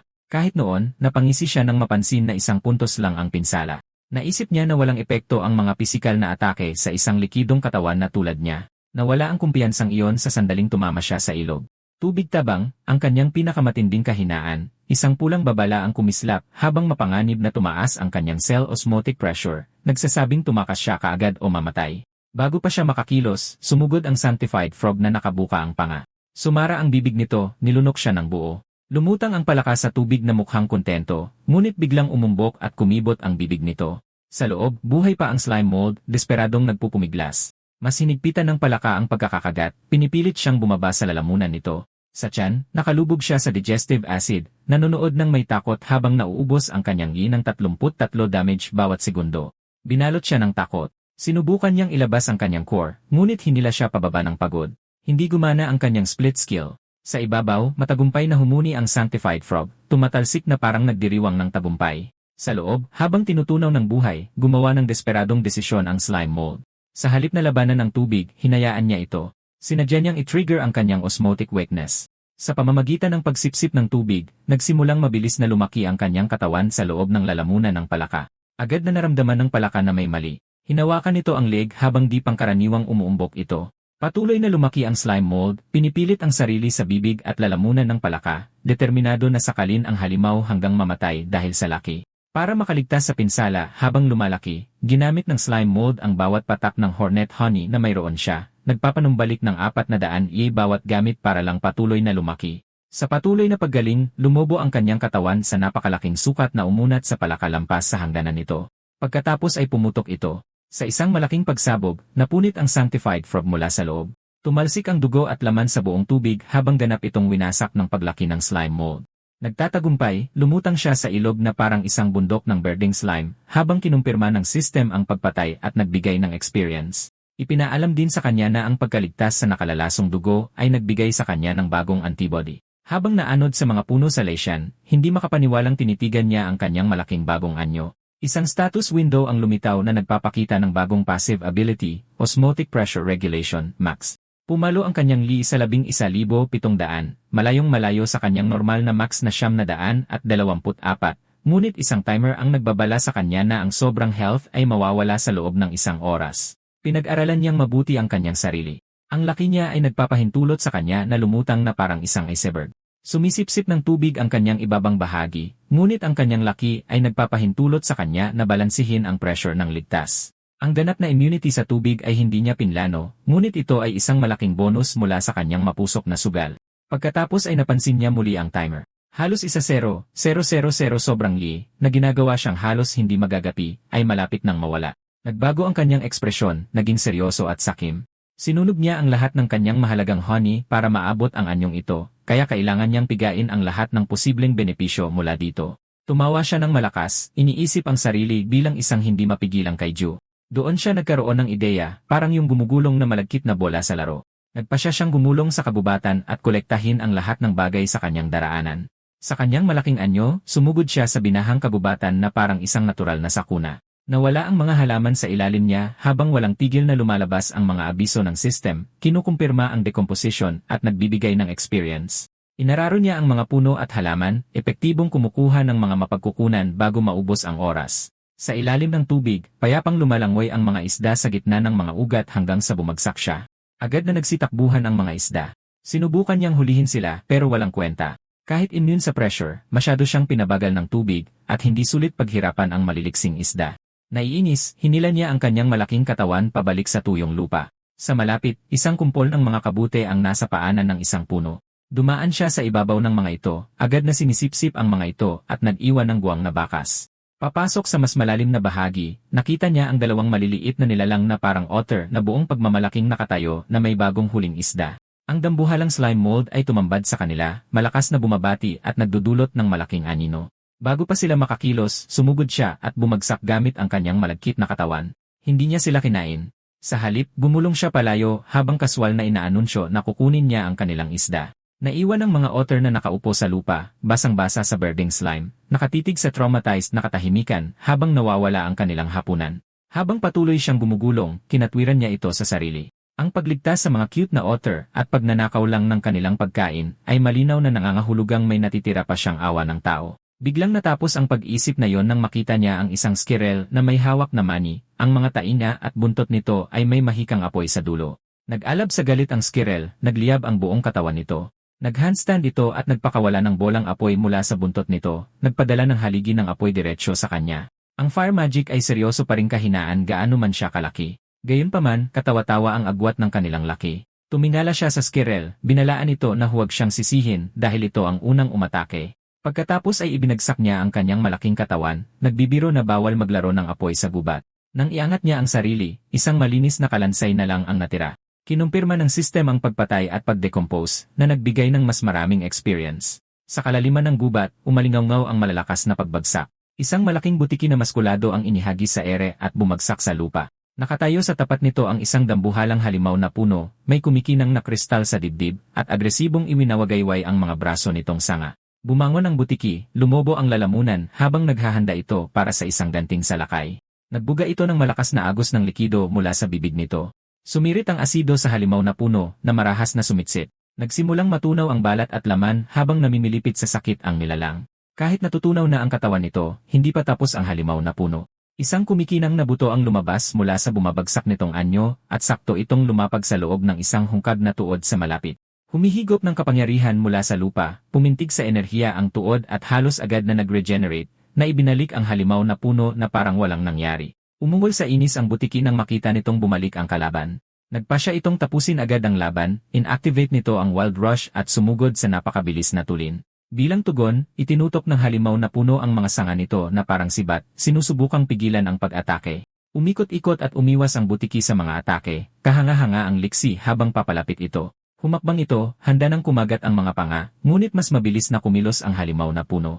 Isang matulis na sanga ang pumulupot sa braso ng butiki, tumagos sa matigas nitong mga kaliskis. Bago pa ito makawala, nagsimulang sumibol ang mga kakaibang puting usbong sa sanga, mabilis na kumalat at ikinulong ang butiki.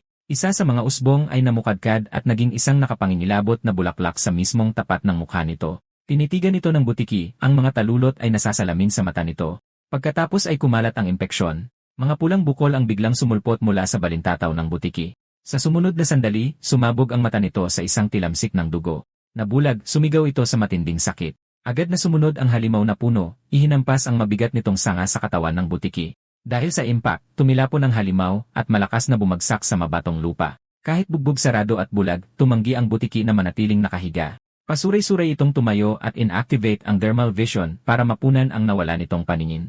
Napuno ng mga heat signature ang kanyang pananaw. Ang mga sanga ng halimaw na puno ay lumitaw na ngayon bilang mga kumikinang naguhit. Sa isang malakas na talon, lumipad ito paitaas. Iniyuko ang katawan, mabilis itong umikot, at ginawang buhay na drill ang sarili. Inactivate ang sharp tail, ginamit nito ang momentum para magpakawala ng isang mapaminsalang pababang atake. Pinilas ng atake ang halimaw na puno, dinurog ito at naging mga pira-pirasong kahoy at berdeng sapal.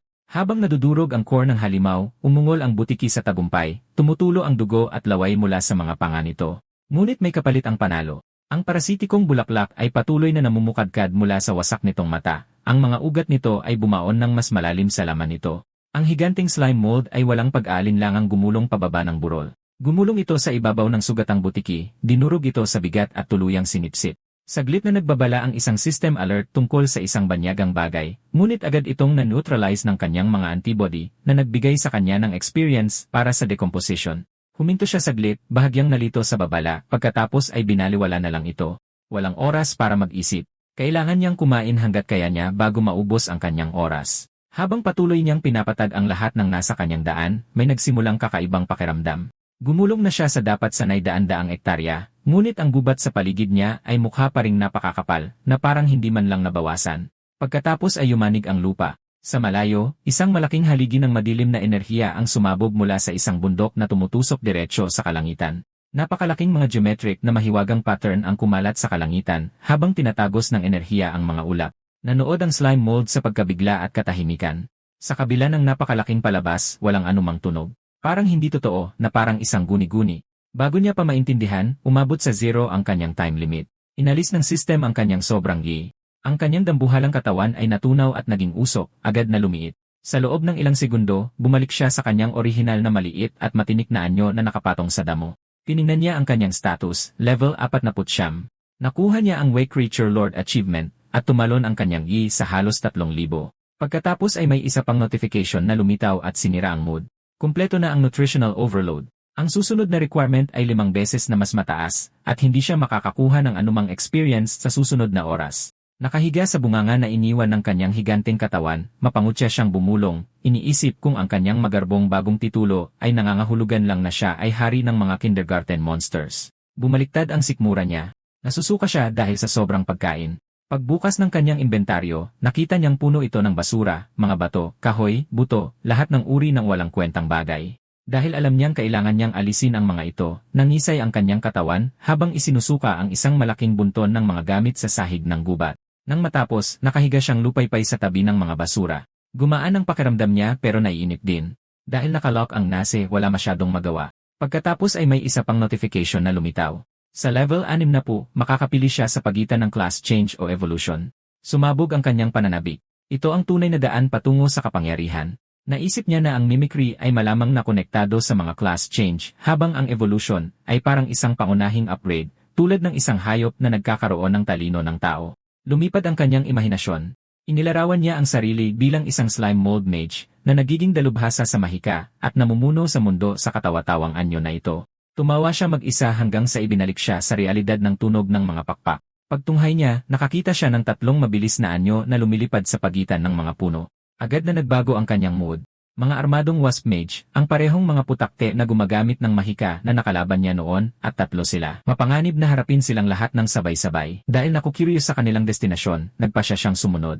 Tumatalon mula sa puno papunta sa puno, sinundan niya sila sa isang ligtas na distansya habang lumilipad sila palalim sa gubat. Nang makarating siya sa isang palumpungan, natigilan siya sa gulat. Ang sahig ng gubat ay puno ng hindi mabilang na mga pugad, lahat ay konektado ng mga organikong tulay na bumubuo ng isang dambuhalang lungsod ng mga insekto.